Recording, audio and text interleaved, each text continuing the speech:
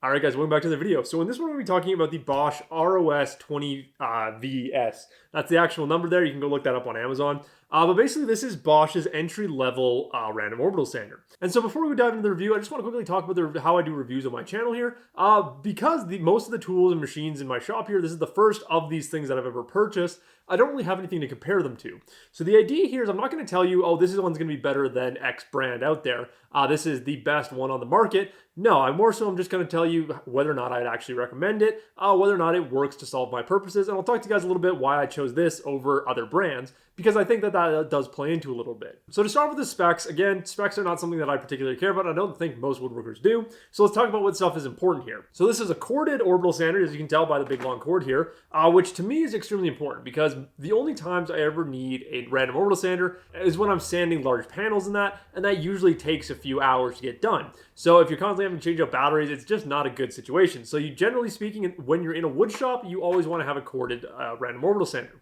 So that's first off. Second thing is this is a 5-inch random orbital sander. So if you're just doing some research on random orbital sanders, there's basically two sizes that most people will buy. There are larger ones, but they get more specialty the bigger you go. But basically there is the entry level, which is around 5 inches, and then there's the professional level, which is usually around 6 inches.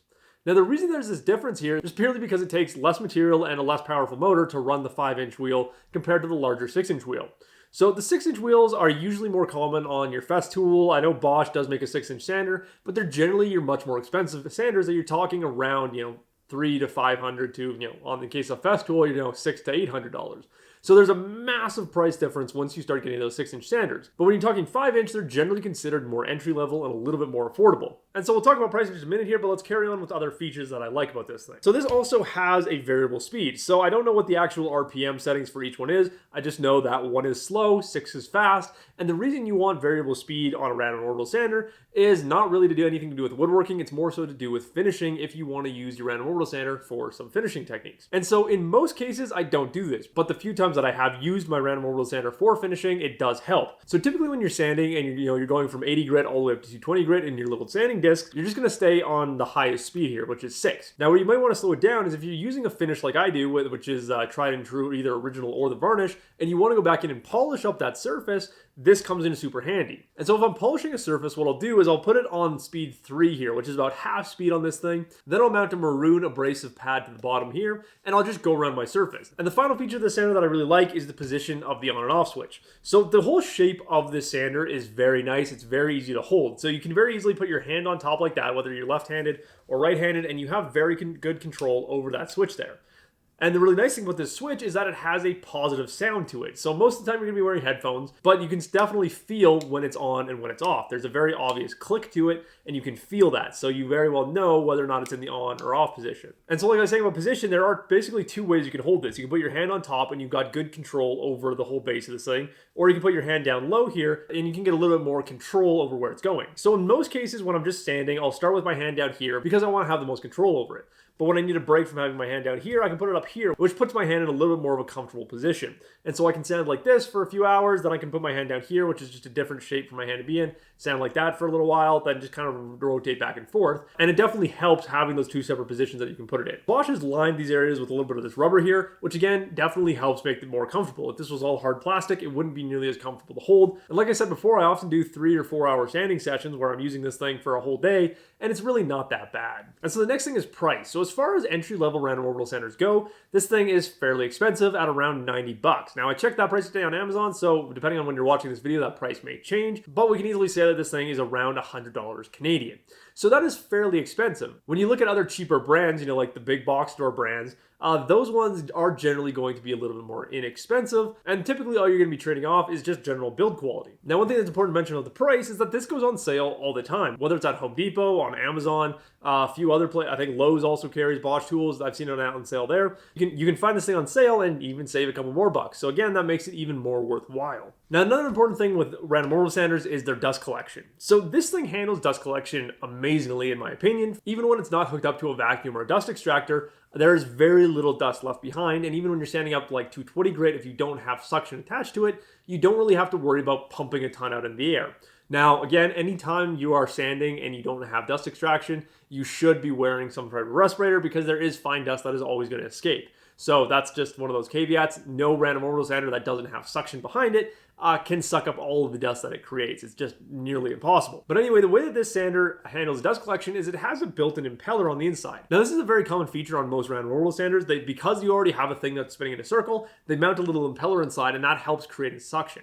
Now, if you don't know what an impeller is, basically it's a big steel wheel that has little wings on it, and by spinning it in circles, it just helps draw the air out. This is the same way that a dust collector works, in that it just has a giant impeller in a much bigger place with a much bigger motor attached to it. So it's the exact same principle, just happening on a very small scale in here. And so on the bottom here, we have a pretty good selection of holes. It's basically the standard pattern that most brands will have. So the idea here is that it's a balance between not losing a ton of Velcro that you have on the bottom here and still getting a good enough collection. Now, like I said, I get perfectly good dust collection on this anytime I have suction hooked up to it, because I found that these holes are more than enough to pull basically all of the dust through off the piece. Now, it will depend on what sandpaper you're using. I generally use 3M extract, which is a kind of mesh sandpaper, so it has a lot of airflow to it, which makes it really good for just dust collection in general. And so all your dust is shot back through this little port here. Now, this little port, I don't actually know what the dimensions are. All I know is that it doesn't fit most dust extractors or vacuums, which is why Bosch includes this little adapter here.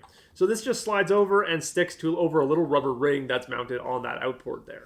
So you can see that little rubber ring there, and this piece just slides on over and is held on just by friction. Now, this is held on pretty well. I haven't ever had this part separate from the sander while I was using it, so overall it holds on pretty good. So if you're working with, say, a shop vac that uses a 2.5-inch hose, you're going to need an extra adapter on there that looks like this. So once you start mounting these things on together, then you start getting a little bit long here. But even this I found is not really a big deal, because generally what I'll do is I'll just use it as a handle. So I'll just hold on to that while I sand and have my hand on the sander. So it does work out fine, but it is kind of annoying. So that's one thing to keep in mind, is that if you're using a 2.5-inch shop vac as your suction, you're going to need this little step down port here. And so most vacuums usually come with that, so it's not that big of a deal, but it's one of those things to keep in mind. The other option with the sander for dust collection is the built-in container here. So I can't actually open this container because it's all full of like really toxic dust, and I forgot to empty it before I started recording this video, and I don't particularly want to stop recording just to empty this thing.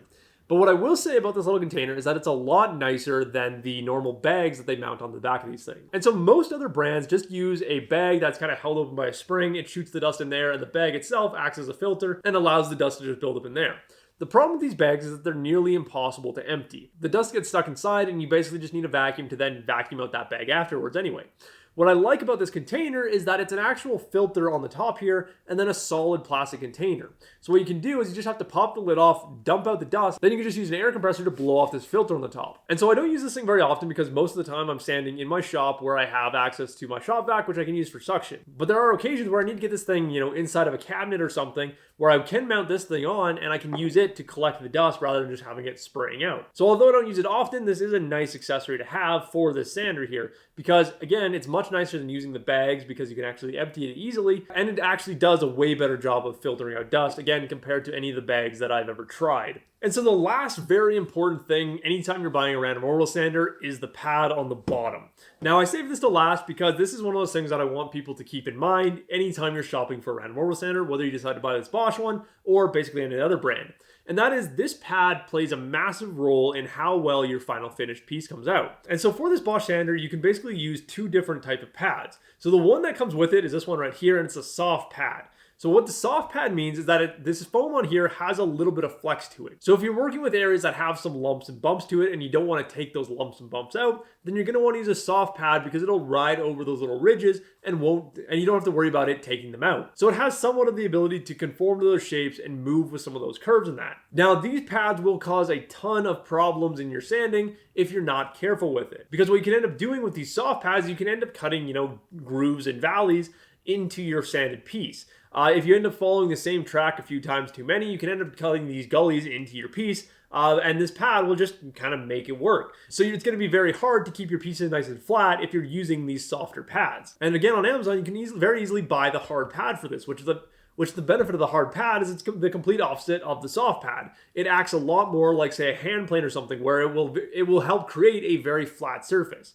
This is one of the biggest reasons that I went with this sander in specific, is because most of the other brands that I was looking at didn't have the easy option to buy either of these pads. You had to either order directly from the manufacturer, or it just wasn't an option. And that was most of the other brands that I looked at. And so I highly recommend, if you're picking this thing up to use for woodworking, you're definitely going to want to get that hard pad because it's going to make a big difference.